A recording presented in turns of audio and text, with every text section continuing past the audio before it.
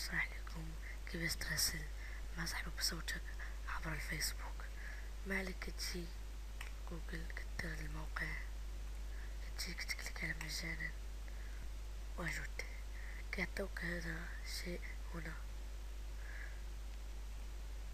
ثم تأتي إلى الفيسبوك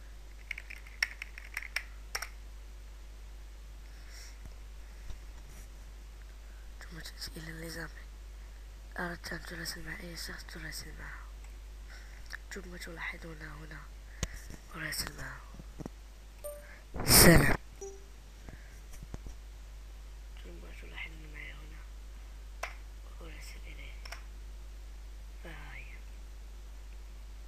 سلام.